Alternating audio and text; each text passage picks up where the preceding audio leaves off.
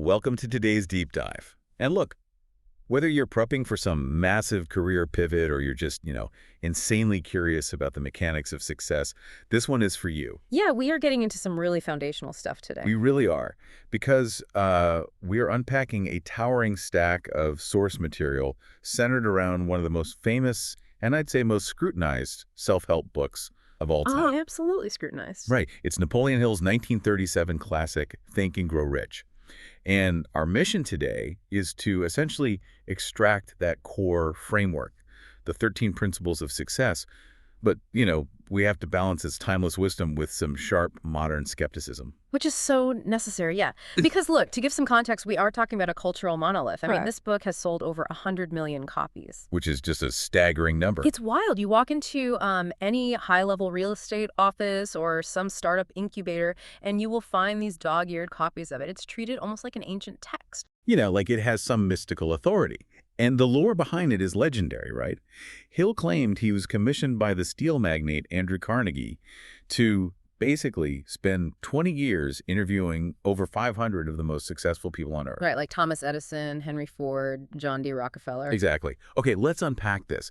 How should we even begin to look at this material today, given all that baggage? Well, I think to really grasp this, we have to view the text through two very distinct lenses. Okay. First, we have to look at it as a practical psychological blueprint for achievement, like just raw behavioral psychology, because there are strategies here that undeniably work. Right, the actual nuts and bolts. Exactly. But then the second lens has to be historical and, frankly, highly critical, because this book is literally the phenomenon that birthed the modern law of attraction industry. So we have to confront the mysticism and, the very real possibility that the origin story itself is a fabrication. Wow. Okay, so keeping both of those lenses in mind, let's start with a spark of achievement. The very first principle, which is desire and a definite major purpose. Yeah, the starting point. Hill insists that success doesn't start with, like, a business plan or a spreadsheet. It starts with a burning desire, which, at first glance, feels a bit hollow. Like, everybody desires to be successful. Oh, yeah, but Hill makes a really crucial distinction there. He openly mocks the idea of just wishing. Oh, wishing won't do it. No, wishing is passive. Wishing is what you do when you see a shooting star. He says you need a burning desire or a consuming obsession. Consuming obsession, that sounds intense. It is. It's a psychological state where the goal becomes the singular dominating thought of your life. And he doesn't just leave it as this abstract concept. He actually gives these 6 highly specific practical steps to transform that desire into reality. Right. And looking at this list from the source material, it reads like almost like a psychological contract you sign with yourself. Yeah.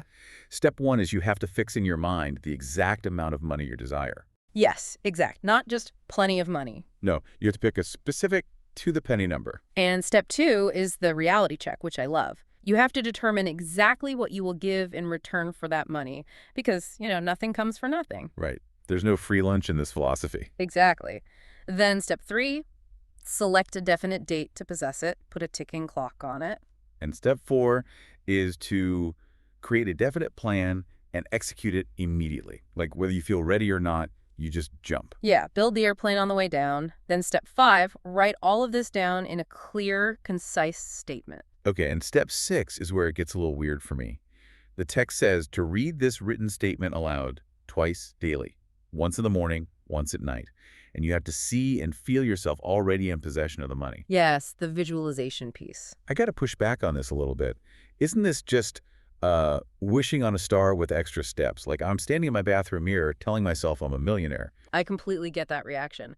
But what's fascinating here is the underlying psychology. Think of it like setting a GPS in your car. Okay, a GPS. Yeah, if you don't type in an exact specific address, the car can't route you. It doesn't matter how much gas you have. By defining a definite chief aim, you're saturating your subconscious mind. Oh, so it automatically starts influencing your physical actions. Exactly. You start noticing opportunities that were always there, but your brain just filtered them out before. That makes a lot of sense. Yeah. And to tie this back to action, the sources mentioned this extra mile formula. It's an actual equation. Q1 plus Q2 plus MA equals C. Yes, quality of service plus quantity of service plus mental attitude equals compensation. And it's not just financial compensation, right? The text says it's joy, harmony, and spiritual enlightenment, too. Which is a huge distinction. If you deliver the quality and quantity, but your attitude is toxic, the formula breaks. Right. There's an amazing anecdote in the sources about this writer, William Novak. He really embodies this formula. Oh, the Ayakaka book, yeah. Yeah. So Novak was tapped to co-author Chrysler CEO Lee Iacocca's autobiography. And Novak could have just, taken the dictation, polished it up, and called it a day. The book would have sold anyway just on Iacocca's name. You could have just done the bare minimum. Exactly. But Novak went the extra mile. He poured this intense, burning desire into making the book highly readable and deeply inspiring. He maxed out the quality of service and his mental attitude. And the result was staggering. It was a massive cultural phenomenon. And because he applied that formula, Novak became the most sought-after ghostwriter in the industry. He could command his choice of subjects and massive, massive advances after that. Which is a perfect real-world application. But, if desire is the destination in that GPS analogy, how do we actually get the engine to turn over? Right, because I can desire something all day, but if I don't believe I can get it, I'm stuck. And Hill's answer to that is the second and third principles, faith and autosuggestion. Faith is huge here. But he's not talking about religious faith. Right. He defines it as the visualization and belief in the attainment of your desire. He says it's the only known antidote for failure. But the problem is, most people are absolutely plagued by self-doubt, right? We're wired for anxiety. Oh, completely. Which is why he introduces autosuggestion. It's basically a tool to build that faith artificially until it becomes real. Yeah, it's the agency of communication between the conscious and subconscious mind. Like programming a computer. Exactly. The sources suggest devoting 10 minutes every single day to just literally demanding self-confidence from yourself. Demanding it. That's such a strong word. It is. You are repeatedly affirming your goals to forcefully program the mind. The text actually has this incredible camera analogy to explain this. I love this part. Oh yeah, break that down. So it says the brain is like a camera. The conscious mind is the mechanical shutter that blocks the light. Autosuggestion is the lens that focuses the image. And the subconscious is the film plate? Right, the sensitized plate. And then what he calls infinite intelligence is the developer that turns that image into physical reality. It's a beautiful metaphor. But we really have to point out the danger here, which is negative autosuggestion. Oh, right. Because the camera doesn't care what you pointed at. Exactly. The subconscious mind is totally impartial. It doesn't filter for good or bad ideas. If you feed it fear and doubt, it will perfectly manifest failure. Which is terrifying, honestly. The sources say that poverty needs no plan because it is bold and ruthless, while riches are shy and timid. Riches have to be attracted. Right. You have to actively court success, but failure will just invite itself in if you leave the door open. Precisely. Now, we should transition here because belief without competence is just delusion. Right. I can sit in my room and believe I'm a surgeon, but please don't let me operate on anyone. Yeah, exactly. Which leads us to the next principles in the workshop of the mind: specialized knowledge and imagination. Okay, so let's talk about knowledge first, because Hill has a very specific take on the old saying, knowledge is power. He says it's a complete falsehood. Really? Just flat out wrong. Yeah. He clarifies that general knowledge, no matter how vast it is practically useless for accumulating money. Wow. Take that, trivia champions. Right. He says knowledge is only potential power. It only becomes actual power when it's organized and intelligently directed through specialized knowledge. Organized and directed. Okay. And to direct it, you need imagination. Which he divides into two very distinct forms. Okay, lay them out. The first is synthetic imagination. This is basically taking old concepts, established ideas, or existing plans and recombining them into new shapes. Like remixing something. Exactly. Yeah. You're not creating something out of thin air, you're just rearranging the puzzle pieces. The second form is creative imagination. And what's that? That's the more mystical one. That's tapping into hunches, intuition, and drawing direct inspiration from infinite intelligence. It's when an entirely new idea just flashes into your mind. Okay, to ground this, the sources provide some really amazing historical case studies. Like Thomas Edison. Oh, Edison is the ultimate example of synthetic imagination. Right. So he famously failed over 10,000 times to invent the light bulb. But he didn't just stumble onto the answer. He used synthetic imagination. How so? Well, he combined two completely unrelated known facts. Fact one, running electricity through a wire creates heat and light, but it kept burning up. Fact two, He knew that charcoal is made by covering burning wood with dirt to deprive it of oxygen so it doesn't incinerate. He synthesized them. Yes. He realized if he could put the wire in a vacuum, depriving it of oxygen, he could control the heat. He didn't invent electricity or the vacuum, he just combined them. That is brilliant. And F.W. Woolworth did something similar in retail, didn't he? Yeah, Woolworth was just a hardware clerk. His store was full of dead, out-of-date stock that nobody wanted to buy. So he used synthetic imagination. He asked his boss to put all the dead stock on a single table and price every item at exactly 10 cents. Just a uniform price point. Right. And it sold instantly. It cleared out. So Woolworth went to his boss and said, "We should do a whole store like this." And the boss said no. The boss completely refused, lacked imagination entirely. It cost that boss millions, while Woolworth went off and built the massive five and dime empire. And Clarence Saunders did the exact same thing with groceries. Piggly Wiggly. Yeah. Before him, you handed a list to a clerk. Saunders synthesized the grocery store with the concept of a self-serve cafeteria. Just a simple idea that completely revolutionized global retail. It's all about how you assemble the pieces. But there's another profound point from the sources about imagination. It can actually turn tragedy into wealth. The mail carrier story. Yes. So there's this mail carrier who lost his leg in a streetcar accident. Which, back then, especially for a mail carrier, is a career-ending disaster. Completely. He received a $5,000 compensation settlement. Now, he could have just lived meagerly on that and faded away. Instead, he used his imagination to realize that while his legs were gone, his hands were perfectly fine. He looked at his remaining assets. Right. He used the $5,000 to go to school and became one of the highest paid engravers in the U.S. His hands, guided by his imagination, ended up being worth far more than his legs ever were. Turning misfortune into an asset. It's incredibly powerful. But, ideas created in the imagination are totally useless without execution. They're just daydreams. Exactly. So here's where it gets really interesting. We have to move into the gritty reality of making things happen, which is the engine of execution. Organized planning, decision, and persistence. Because a goal without a plan is just a wish. The sources actually list 31 major causes of failure. 31, that's a long list to avoid. Right. It includes things like lack of purpose, unfavorable heredity, procrastination. But to overcome them, you have to build sound plans and offer clear value. And the text gives this great advice about finding a job. It says when you look for a job, you shouldn't ask, is there an opening? Which is what everyone does. Right, but it says you should instead concentrate completely on what can I give? How can my specialized knowledge solve your company's specific problems? It flips the entire dynamic. You become a value provider, not a beggar. But even with a great plan, you need the power of decision. Hill analyzed 16,000 people and found a defining trait. Yeah, leaders make decisions quickly and change them slowly, if ever. And followers vacillate. They rarely make prompt decisions, and they change their minds constantly. There's that sad anecdote in the book about the man pecking at the old typewriter. Oh, man, in the dirty office. Yeah, the text diagnoses his ultimate downfall as his complete inability to reach a decision. He just let life happen to him. Indecision is a silent killer, and if decision gets you moving, persistence is what keeps you going. Persistence is the insurance against failure. It's what you maintain despite obstacles. The framework actually outlines 4 specific steps to persistence. First, a definite purpose backed by desire. Second, a continuous plan. Third, a mind tightly closed to all negative and discouraging influences. And fourth, a friendly alliance with one or more people who will encourage you. Which brings us to Henry Ford. Ford is the poster child for this. Yeah. He overcame massive handicaps, poverty, illiteracy, absolute ignorance.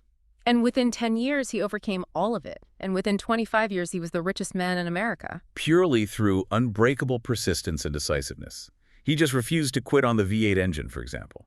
But here's the thing. Ford didn't achieve that wealth in a vacuum. No, he didn't. If we connect this to the bigger picture, this brings us to what Hill considered the absolute secret to immense power, the ultimate multiplier. The mastermind. Yes, the mastermind. How exactly does the text define it? Because it's not just a networking group, right?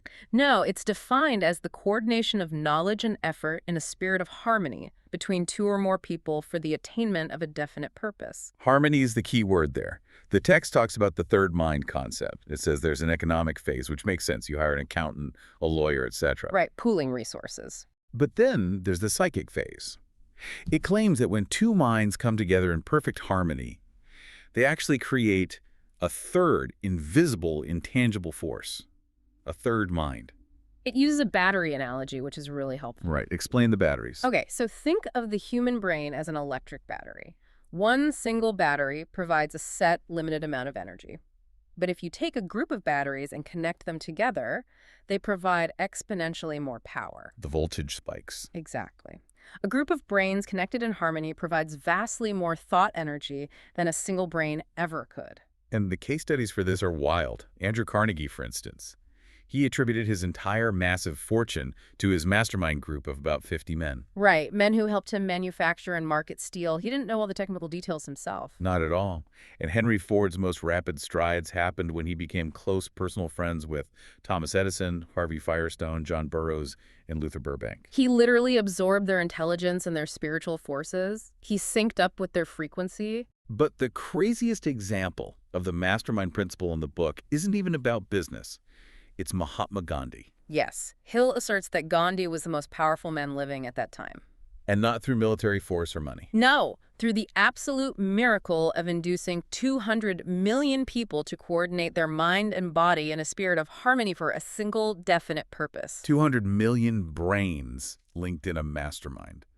That is staggering to think about. It really is. And, speaking of staggering, this is where the book takes a very sharp turn. Yeah, it really departs from practical business advice and veers into the deeply metaphysical, the metaphysical frontiers. We're talking about the brain, the sixth sense, sex transmutation, and fear. Let's start with the brain.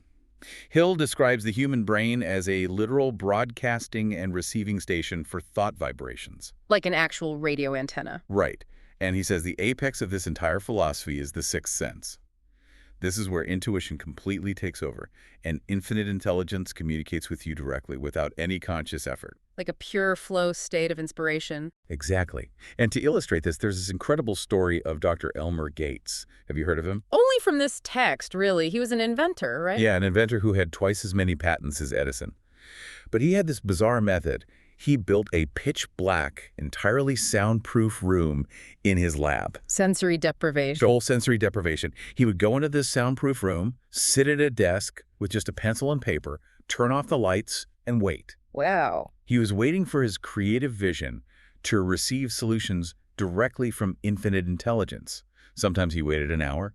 Sometimes the ideas flowed instantly, and he'd just furiously write down these complex engineering solutions in the dark. He was tuning his mental radio to receive the broadcast. That's fascinating. And then the text goes into another really unusual chapter, the mystery of sex transmutation. Yeah, dropping a chapter on sex into a business manual is definitely a choice. It is, but the concept is actually pretty straightforward. It involves taking primal sexual energy, which is arguably the strongest human drive, and deliberately redirecting it. Redirecting it how? Transmuting it into creative, productive, and professional outlets, using that massive biological energy to fuel your personal achievement instead of just physical expression. It's like taking high-octane fuel and putting it into the engine of your career. Exactly. But he notes that absolutely none of this, not the mastermind, not the imagination, not the transmutation, none of it works if your mind is clouded by fear. Right, conquering the 6 ghosts of fear. The sources identify 6 major fears that plague humanity. The fear of poverty, criticism, ill health, loss of love, old age, and death. He calls them ghosts that literally ride in your brain. And they kill enthusiasm, they destroy your faith, and they completely blind your vision. You cannot operate a mastermind if everyone is paralyzed by the fear of criticism. Exactly. So what does this all mean? We've got this incredible, intricate blueprint. But we also have a massive responsibility to look at the criticism.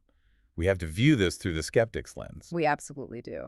And I want to say right now to you, the listener, we are not taking a side here on the legacy of Napoleon Hill. Right here. We are simply reporting the viewpoints contained in the provided sources to give you a complete, unbiased picture. Right. We're just laying out the facts as presented.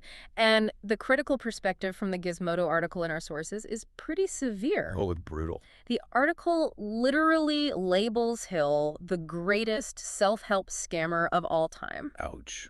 Why? What's their main argument? Well, they point out that the dialogue attributed to Andrew Carnegie, the supposed intimate hours-long interviews, reads like fabricated drivel. Really? Like he just made it up. That's the claim. The critics argue that 20th century industrialists simply did not speak like modern self-help gurus. Oh, there's that specific quote in the text where Carnegie supposedly says, "To control the wheel of fortune, one must understand, master, and apply the 17 principles of achievement." Right. And the critique is like, come on, Carnegie was a steel baron. He wasn't in the advice-selling business. He didn't talk in numbered, marketing-friendly bullet points. The 17 principles of achievement definitely sounds like someone trying to sell a seminar. Exactly. And the article also points out that Hill's work paved the way for an entire, sometimes toxic industry.